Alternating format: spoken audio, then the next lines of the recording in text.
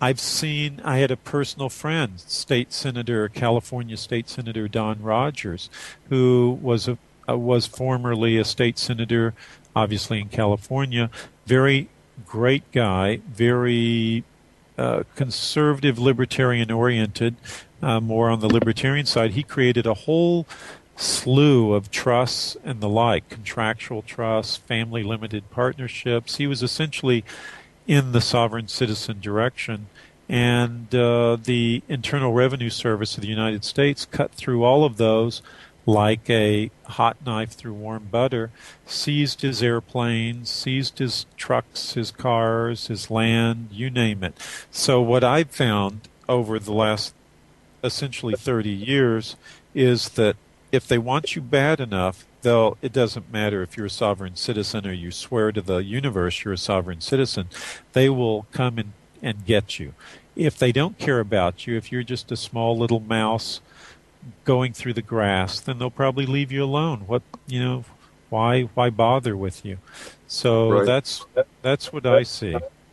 Well, that's the first time I've ever had the opportunity to actually ask someone with formal legal training where they stand on this. And yeah, I think that's probably as straight from the horse's mouth as our viewers are likely to get on that, in that I would agree as well, I think, in that if they want you, I mean, my personal view is that the powers that be are essentially criminals, gangsters, and that they are. To suit their purpose, they will just go ride roughshod over their own laws rather than be bound by them. So, and also remember that the agenda here is to get rid of about 5.5 billion of those small mice running through the grass. Yeah, that's true as well. Yes. Well, don't get me wrong in one sense, although I don't think you are, because there are people who will swear that their system, and I use that with quote marks around it, their system works, and you can be lulled into it. But look at Wesley Snipes, the American actor who did all of that, and they went after him and threw him in jail. I mean, it is, as you said, this is a criminal gang. That's why I have this American's healthy disrespect for the aristocracy. All the aristocracy was a group of bandits that moved into a certain territory, took control, and then started calling the shots in a hereditary way. Then their sons did it, and then their grandsons did it, and so on. And they're just bandits that were legitimized over time, and then they're known as the nobility. Well, screw that. Who cares about that? To me, they're just a bunch of descendants of bandits. Yeah, exactly. They were essentially just roving groups of villains, weren't they? Well, actually, yes, that just a bit of thugs who managed to seize power. Yeah, they are, and they gloss it over with nice manners and fancy talk and all of that. But quite frankly, you scratch the surface, and they're nothing more than descendants of bandits. So, and the same thing with the political ogres who run Washington and London and Brussels and all the various capitals of the world these days. May not be quite as hereditary, but it essentially is. And these people are just puppets anyway. Obama is nothing but a puppet. All these people who wax poetic about how great it is that we had Obama elected, well, he's not even legitimately president. All his acts from day one, including taking the oath of office, are void. He wasn't even born in the United States. And people who produced this little Photoshop certificate of birth registration, or registration of birth certificate, notice how they use it in a different way in Hawaii. It's not actually a birth certificate, it's a registration of birth. He was born in Kenya. He's not entitled to be elected, to even run for the office of President of the U.S. But same thing with George Bush. George Bush was a drunken Texan who actually I met when I was 17 years old in Houston, Texas. I shook his hand, 17-year-old me, unbeknownst to me that he'd become president and chief moron of the United States. And later in life, but these people, I mean, yes. Well, but these are puppets whose strings are pulled, just the way Blair's were pulled, just the way Gordon Brown. You have and people get mad at Bush or they get mad at Obama. Well, that's like getting mad at the hammer for hitting the nail on the head. Get angry at the people who hold the hammer. That's really the one to go after. And these people are starting to be afraid because they're starting to see people wake up throughout the world. And in the United States, this is especially true. People are extremely angry and don't believe the mainstream media. You have to listen, all those listeners out there, they have to listen to programs like yours. Northeast Truth is really truth in advertising because this is the only way you can get the truth. Even the ones that the alternative media that appear to be giving the truth, you have to watch with very close circumspection because because they're controlled. Absolutely. Well, virtually nothing gets on unless, we actually wouldn't be allowed on ourselves. They really didn't want us on, they would cut us off. But so at the end of the day, you've got to accept that we're all being fed a line, but there's 1,000 different lines being fed to us all at once. There are. Well, let me ask before I lose this off the screen. Someone asked, does anyone know how the Californian vote went to legalize weed? It's a kind of an unclear question. I think they mean, was there a... I don't know. I guess I could Google it and find out, but I'm not in California right now. I'm in Europe, so I haven't quite followed how that went. But that is an interesting question. The nice thing about the state of California is they allow for referenda to put before the voters certain issues that they can then vote upon. Unfortunately, the activist judiciary in California will often overturn the wishes of the electorate. Now, I realize this goes a little bit about what I said before, that I'm not a Democrat with a little d, but on the other hand, because the legislature is so controlled by the powers that be, sometimes the referenda are the only way to go in order to get something out there and that is liberty-oriented. So it'd be great if they legalized marijuana in California, not because I use it, I don't, but because why should I have the right to tell anyone what they smoke in the privacy of their own home? I have no right to do that, nor should anyone else. Someone else? With the story that was on our news in the UK yesterday to do with the more medical, or them allowing more medical use of marijuana in this country.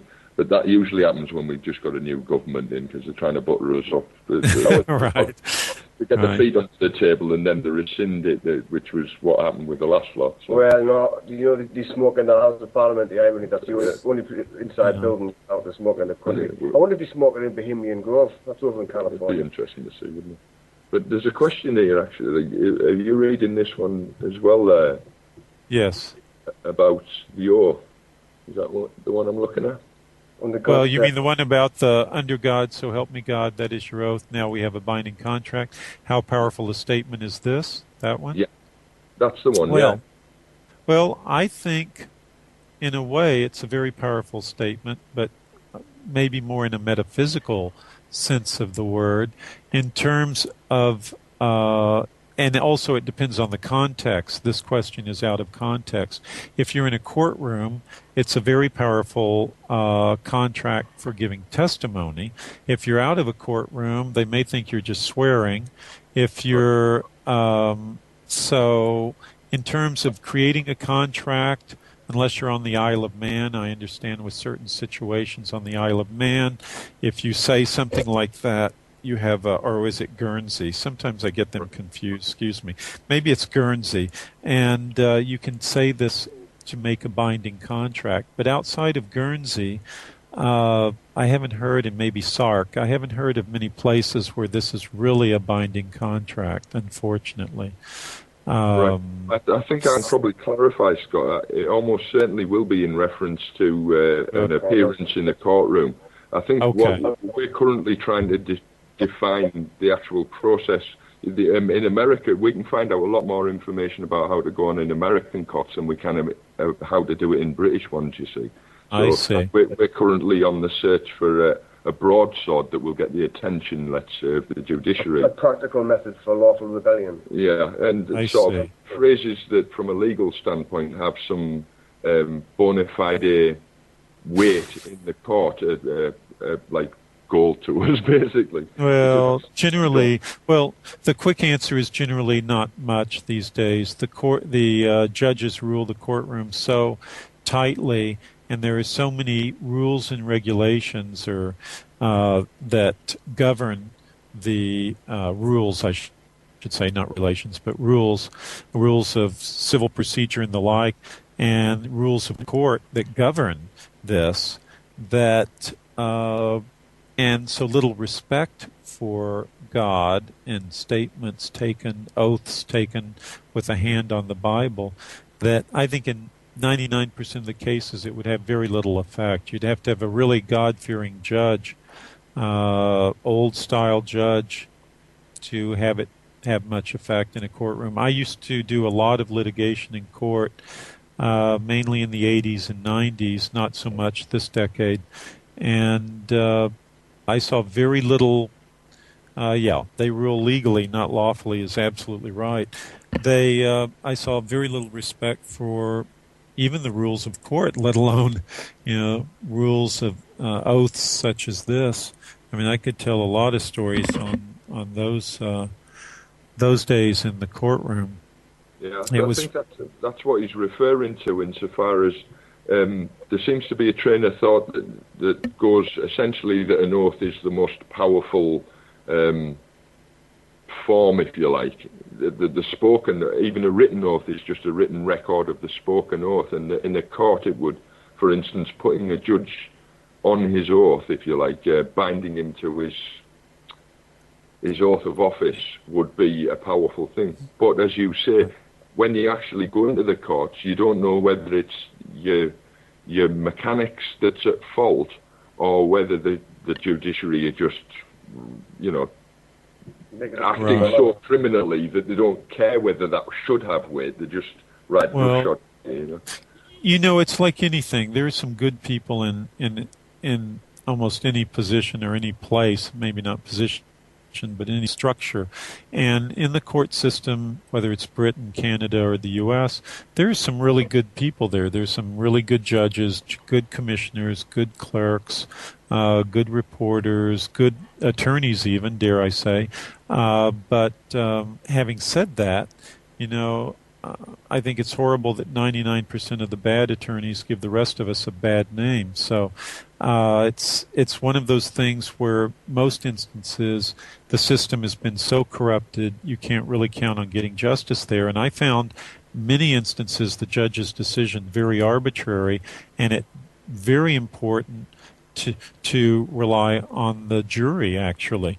And that was something, of course, the colonies adopted so well from Great Britain, was the use of the jury system. However, it's become so corrupted now that converted now that the judge is supposed to rule on the law and the jury on the facts. But that was not originally the case. And it's fact, in the U.S., it's still not supposed to be the law, yet at every instance, especially those of you who watch these American legal programs, you'll see the judge instructing the jury, if they even show it on the air, I will rule on the law, you rule on the facts. Well, that's a bunch of garbage. The jury is supposed to rule on the law as well. The jury has the right to decide if the law is just or not. The person could be the person. The person could be 100% guilty, but if the jury found the law unjust, they could still find the person innocent. Which is where common law gets its validity from, I guess, yes. In that the common people can overturn an unjust law. And yet, as you say, the same thing happens in British courts. In Crown Court, the judge instructs the jury, essentially, that the law is his business, and then he more or less guides them to the verdict that he wants them to bring in, essentially. Right.